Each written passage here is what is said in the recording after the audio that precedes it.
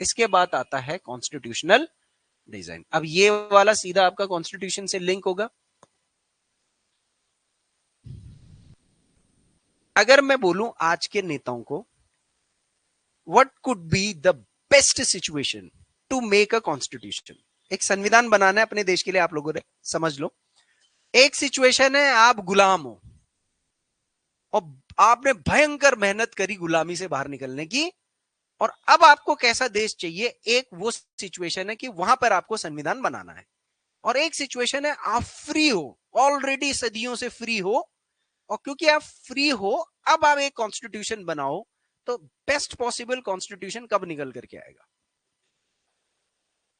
गुलामी से आजादी में निकलना चाहिए ना, क्योंकि जहां पर ऑलरेडी आप फ्री हो तो आप उतना मेहनत उतना एफिशिएंटली वो चीज को बना नहीं पाओगे, क्योंकि वो स्ट्रगल आप लोगों ने नहीं देखा हुआ है। That is why the leaders of today's free India, these generations and the coming generations, aren't able to do and give up so much to the country India as compared to the idols of the freedom strugglers. आप सोचो उन लोगों ने क्या चीज लिख दी कि हमें अभी तक नहीं समझ में आ रही है।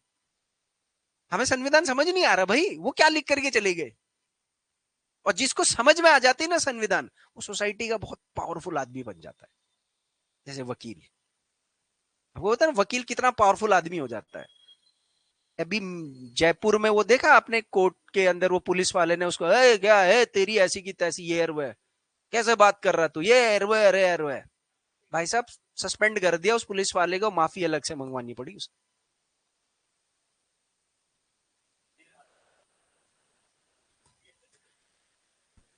लेट्स सी, थोड़ा सा पढ़ते हैं।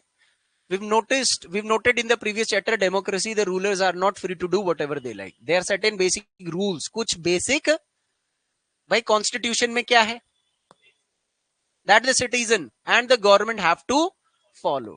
अच्छा बताओ हमारे कॉन्स्टिट्यूशन में सिटीजन को कौन से रूल फॉलो करने वो लिखे हुए, बताइए बताओ। एक्चुअल में सारे कॉन्स्टिट्यूशन में सिटीजन को क्या फॉलो करना वो है इनहेरेंट, बट फिर भी एक्सक्लूसिव कुछ नहीं था। तो वो फंडामेंटल ड्यूटी 1976 में क्यों डाला, क्या हुआ था ऐसा 1976 में कि फंडामेंटल ड्यूटीज डालने की जरूरत पड़ गई इंदिरा गांधी, और क्या वो ड्यूटीज अभी भी हम फॉलो कर रहे होंगे? Probably not. All such rules together are called, संविधान की भाषा हो तो गई है, जो बेसिक रूल्स और रेगुलेशंस एक नागरिक और सरकार को फॉलो करने हैं, वो बेसिक रूल्स एंड रेगुलेशन का जो सेट होता है उसको क्या बोलते हैं? Constitution. As a supreme law of the country, the constitution determines the rights of citizens, powers of the government and how the government should function। तीन चीजें होती है संविधान के अंदर, नागरिकों के अधिकार क्या है, सरकार की कितनी ताकत होनी चाहिए, और काम कैसे करना है सरकार। This chapter we will ask some basic question about the constitutional design of democracy. ये चैप्टर आपका पूरा एग्जैक्टली हमारे कॉन्स्टिट्यूशन पर लागू होगा, तो बहुत ज्यादा वैल्यूएबल है। Why do we need a constitution, क्यों चाहिए भाई संविधान, अगर नहीं होता तो क्या काम बनता नहीं हमारा, बताइए। अगर कॉन्स्टिट्यूशन नहीं होता तो काम नहीं बनता, सिस्टमैटिक नहीं होता। अच्छा एक बात बताओ, अंग्रेजों के जमाने में अंग्रेज भी हमें चला रहे थे, तो उनके टाइम पर तो कॉन्स्टिट्यूशन था ही नहीं, था क्या उनके टाइम पर कोई कॉन्स्टिट्यूशन, बताओ। किस किसने पॉलिटी पढ़ा हुआ है मेरा वाला, बताओ फिर। अंग्रेज जब चला रहे थे नियम कानून, तो उस टाइम था constitution? Yes there was constitution, unwritten constitution. जो चार्टर एक्ट्स थे वो क्या थे, संविधान ही तो था। 1935 का एक्ट सबसे बड़ा चार्टर एक्ट था उनका, जो हमारा कॉन्स्टिट्यूशन आगे चल करके बना। वो भी रूल से चला रहे थे सर। मौर्यन एम्पायर में क्या कोई संविधान था क्या, was there any constitution? Yes sir. Arthashastra and all नीति शास्त्र एक्सप्लेन कि राजा ने नियम कानून बना रखे थे मंत्री परिषद से मिल करके, संविधान तब भी था। कॉन्स्टिट्यूशन चाहे मोनार्कियल गवर्नमेंट हो या फिर डेमोक्रेटिक गवर्नमेंट हो, कॉन्स्टिट्यूशन एक ऐसा वर्ड होता है जो हर जगह मिलेगा आपको। ये भी बेसिक प्रिंसिपल वाला वर्ड है। आपके घर में भी संविधान चल रहा है, मेरे इंस्टीट्यूट में भी संविधान चल रहा है, सब जगह चल रहा है। चलो फिर भी देखते हैं। हाँ how are the constitutions drawn up? चलो डेमोक्रेटिक गवर्नमेंट के संविधान कैसे बनाए जाते हैं? हमारा कैसे बना संविधान?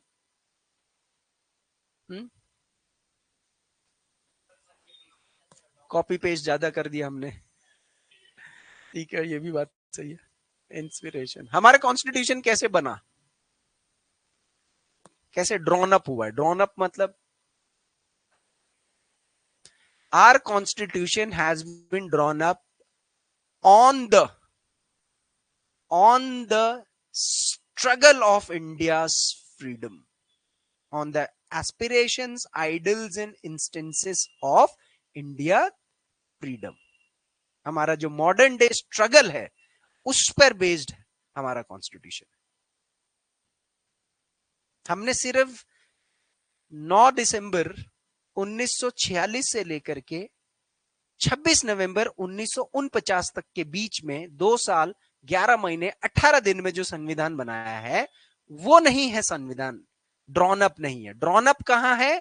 वो जो रेगुलेटिंग एक्ट से लेकर के 73 से लेकर के 1947 तक हम जो संघर्ष कर रहे थे उसी पर बना हुआ है हमारा कॉन्स्टिट्यूशन। तभी तो वो स्ट्रगल की ही चीज आपको हमारे कॉन्स्टिट्यूशन में देखने को मिलती। Anyways, who designs them? कौन डिजाइन करता है? In what way? What are the values that shape the constitution in democratic states? Once the constitution is accepted, can we make changes later as required by the changing conditions? हमने कितनी बार change कर रहे हैं constitution में? 2।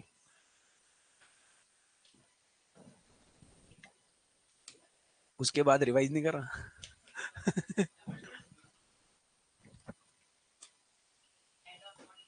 सी, यहां पे change ही है, can we make changes, उसी के अंदर चेंजेस पे अमेंडमेंट। अब कितना हो गया भाई? 109वां कौन सा है? अगर लेटेस्ट है तो कुछ करंट अफेयर बताइए। अगर संविधान में, एक बात बताओ, एक संविधान में बदलाव हो रहा है, आप कॉम्पिटिटिव एस्पिरेंट हो, आप लोग घर गांव में ऐसी गुच्छी खेलने वाले तो हो नहीं, तो आपको तो पता होना चाहिए, तभी तो पता लगेगा कि सीरियस कॉम्पिटिटिव एस्पिरेंट है। और सर ये भी नहीं पाए कि मैं नहीं कराऊंगा करंट अफेयर तो आप लोग खुद भी नहीं करोगे, क्योंकि जब तक खुद नहीं चले तब तक।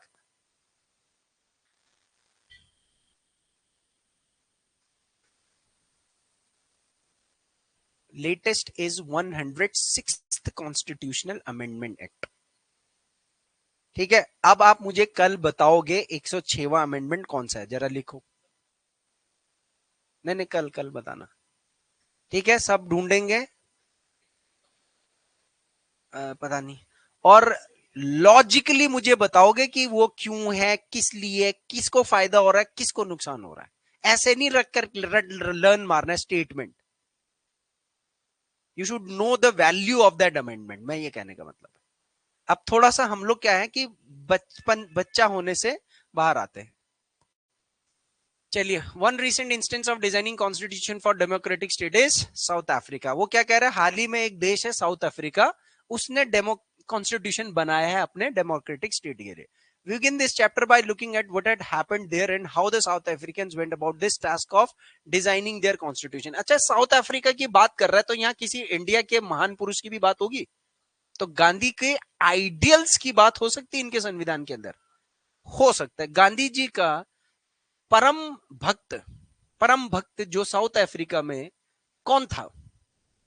Nelson Mandela. आपको पता कितने साल जेल में रहा हो? कितने साल रहा होगा? 5 साल, 10 साल, 7 साल, 20 साल, 50 साल, 100 साल? 100 तो नहीं रहा होगा ऑब्वियसली, 40 साल।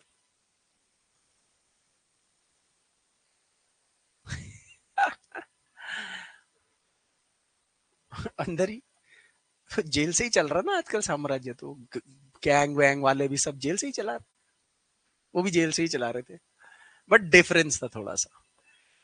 Then we turn to how the Indian constitution wait. तो इनका देखेंगे तो फिर थोड़ा अपना भी लिंकिंग कर लेंगे। What its foundational values are? संविधान जिस चीज पे बना हुआ है, फाउंडेशनल वैल्यूज, ये वर्ड याद रखिएगा, इंपॉर्टेंट है। And how it provides a good framework, framework अच्छी चीज है, for the conduct of citizens life and that of the government. अच्छा, देयर इज सो मच, परेशान है लोग यार देश के अंदर, दिखता है ना, फिर भी अराजकता क्यों नहीं आ रही है? कई छोटे छोटे देशों में तो इतनी जो होता है ना हरकतबाजी जैसे, इतने में तो वहां देश सत्ते बदल जा रहे हैं। हमारे देश में क्यों नहीं हो रहा है? क्योंकि हमारे देश का जो कॉन्स्टिट्यूशन का फाउंडेशन है वो बहुत मजबूत है, वो इतनी जल्दी नहीं हिलेगा। ये है जी नेल्सन मंडेला। बनते हैं। एथिक्स एंड इंटेग्रिटी का आपका पीसीएस मेंस में एक पेपर होता है।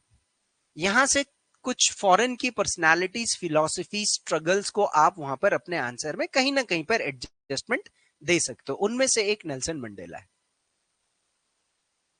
मॉडर्न डे में इससे बड़ा स्ट्रगल नहीं है। नेल्सन मंडेला, आंग सूंग की, ये सब democratic constitution in Africa, fought against white domination and I fought against black domination. भाई ये क्या कह रहा है? ये तो काला आदमी ये कह रहा है मैंने गोरे लोगों के प्रभुत्व से, डोमिनेशन के खिलाफ लड़ा है और मैंने काले लोगों के भी डोमिनेशन के खिलाफ लड़ा है। तो भाई ये किसके लिए लड़ रहा था फिर? इसका मतलब ये है कि सी सांवले लोगों के लिए, क्योंकि महात्मा गांधी सांवले थे। क्या मतलब इस एक लाइन में नेल्सन मंडेला क्या चाह रहा है बताओ? साउथ अफ्रीका के अंदर equality, neither white should dominate, and because I am fighting for the rights of blacks does not mean blacks should dominate. हमारा संविधान ना तो हिंदुओं के लिए है ना मुसलमानों के लिए। किसके लिए है वो? भारत के नागरिकों के लिए। आइडियल है ना ये तो, खैर प्रैक्टिकल नहीं।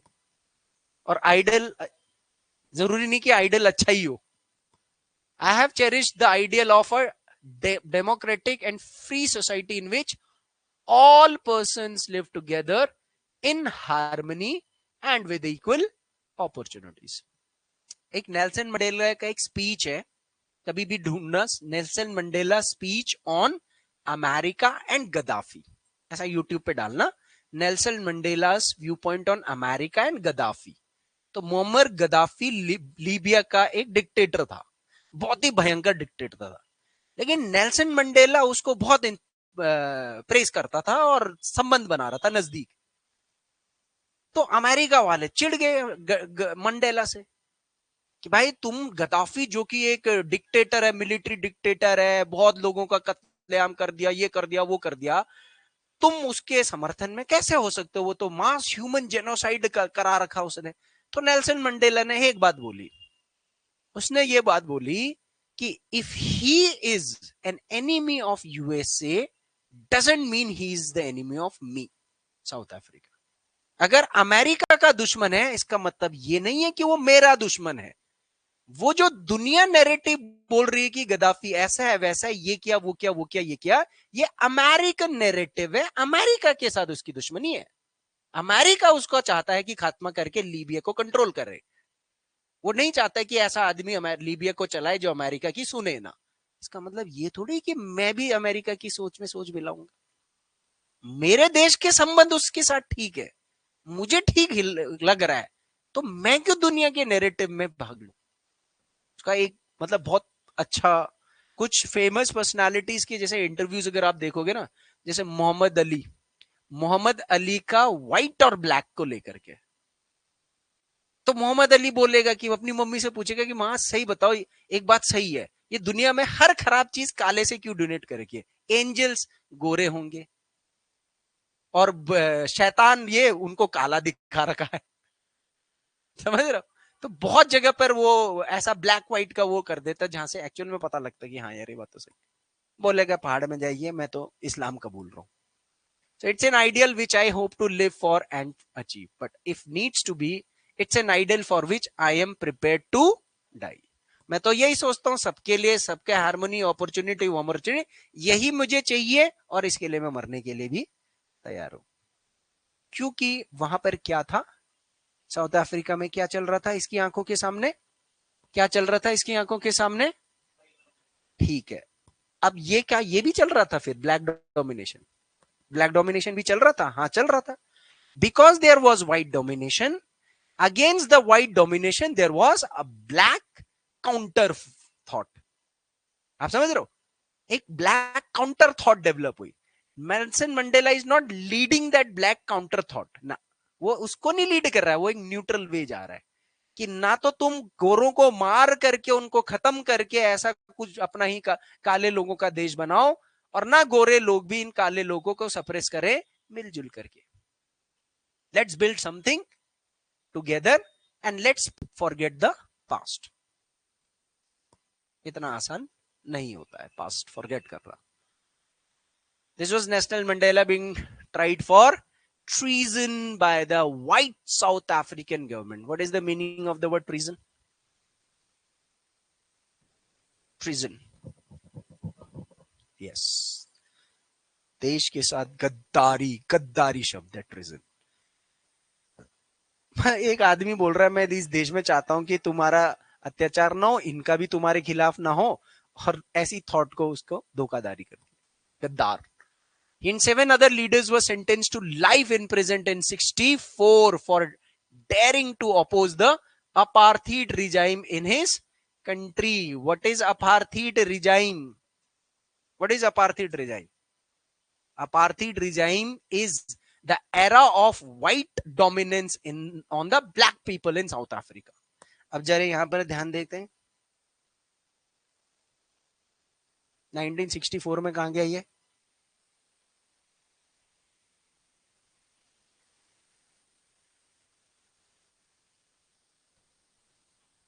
अच्छा, 27 ईयर्स, सॉरी मेरी गलती होगी, 64 से कितना हो गया 60 to 90, 30 ईयर्स के आसपास। He was release on 1990। हालांकि लाइफ इम्प्रिजनमेंट था इसका, बट फिर उसको क्या कर दिया गया है, रिलीज कर दिया गया। Almost in the most dreaded prison, वो कह रहा है साउथ अफ्रीका की सबसे भयंकर जेल, तिहाड़ जेल समझ लो। हालांकि हमारा तिहाड़ जेल तो नाम का ड्रेडेड है ना, जिसके पास पैसा और पावर हो तो वहां राजा है वो, फिर वहां पर तो a signboard emblematic of tension between 1953 apartheid danger, ये एक natives, Indians and coloreds if you enter these premise at Indians भी है देखो, जैसे कहते हैं ना कि वो blacks and dogs not allowed, पहले लिखा रहता था untouchables not allowed। ये नई चीज नहीं है, हमारे सोसाइटी में क्या था पहले, untouchables not allowed to enter into the temple, enter into the main street। Indians colored, if you enter these premises at night, you will be listed as missing, गायब माने जाओगे तुम। Armed guards shoot on sight, savage dogs devour the corpse। corpse का मतलब जो लाश है उसको खूंखार, पागल। savage का मतलब क्या होता है, बारबेरिक, जंगली। ये कुत्ते तुम्हारी लाश को बोटी बोटी खा जाएंगे। ये वैल्यू थी उन लोगों की बॉडी की, डेथ बॉडी की। जैसे in our ritual, what is the value of a corpse? If somebody dies, what is the value? The body is being given divinely farewell. We cremate with rituals and give our mourning, अपना विलाप देते हैं, rituals perform करते हैं, अपना त्याग कर देते हैं, खाना छोड़ देते हैं, ये सब करते हैं नहीं करते हैं? ये है देखो इनका, you've been warned। ये सही लग रहा है, ये बीवेयर ऑफ डॉग्स के लिए लगा सकते हैं हम अपने कॉलोनी के बाहर। हम लिख देंगे, जैसे हमारी कॉलोनी में कुत्ते घुमाने वाले बहुत आते हैं, करा के चले जाते हैं, मैं लिख दूंगा कुत्ते घुमाने वाले, beware danger, if you and your dog will come missing.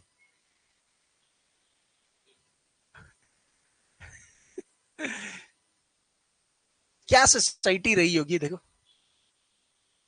सोचो।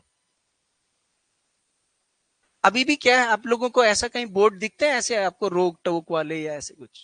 अभी भी बहुत जगह है जहां पर आम नागरिकों को अलाउड नहीं होता है।